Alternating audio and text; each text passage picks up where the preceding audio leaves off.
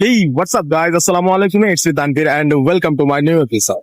দর্শক শ্রোতা, আপনারা এই মুহূর্তে যে যেখান থেকে ভিডিওটা দেখছেন অবশ্যই ভিডিওটা শেয়ার করে দিবেন।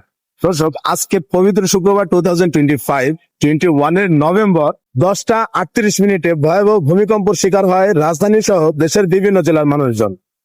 দর্শক, এই ভূমিকম্পটি কয়েক সেকেন্ড স্থায়ী ছিল এবং যখন ভূমিকম্পটি অনুভূত হয় তখন আমি ছিলাম ঠিক এই 18 তলার টপে। একবার চিন্তা করতে পারতেছেন আমার অবস্থাটা কি? মানে ধরে প্রাণ আসে যায় এমন একটা অবস্থা। আমার কলিজায় পানি ছিল না। দর্শক, কি বলবো আপনাদের, বলে বোঝাতে পারবো না। এই 18 তলার টপে যখন আমি ছিলাম দাঁড়াইয়া, তখন আমার মনে হচ্ছিল যখন ভূমিকম্পটি অনুভূত হয় কেউ যেন বাঁশের মাচা ধরে ঝাঁকাচ্ছে।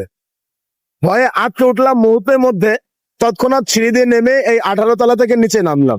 আর নেমে যেটা দেখলাম, রাস্তার চারু সাইডে মানুষজন ভরে গেছে, কেউ আর বিল্ডিং এ নাই।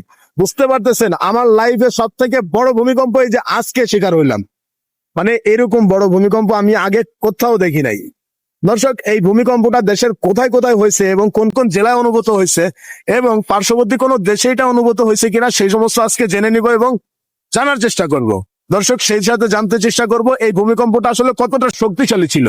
চলেন তাহলে দর্শক সেটা জেনে নেওয়া যায়। দর্শক, প্রথম আলোর খবরে যেটি জানা যায়, ঢাকা সহ দেশের বিভিন্ন জায়গায় ভূমিকম্প অনুভূত হয়েছে। আজ শুক্রবার সকাল 10:38 এই ভূমিকম্প হয়। বাংলাদেশের আবহাওয়া অধিদপ্তর অনুযায়ী এই ভূমিকম্পের মাত্রা ছিল 5.7। এর উপস্থিত স্থল ছিল নরসিংদী মাধবদী। মার্কিন ভূতাত্ত্বিক জরিপ সংস্থা ইউএসজিএস বলেছে রিক্টার স্কেলে ভূমিকম্পটির তীব্রতা ছিল 5.5। ভূমিকম্পের কেন্দ্রস্থল ছিল নরসিংদী।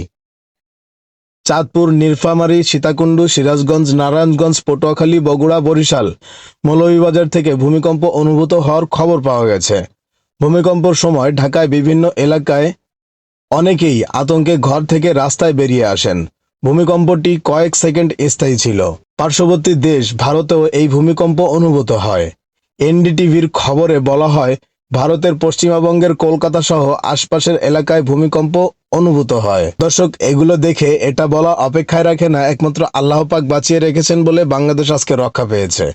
তা না হলে যত বড় ভূমিকম্প ছিল, এতে হাজার হাজার বিল্ডিং ধসে পড়া কোনো ব্যাপারই ছিল না।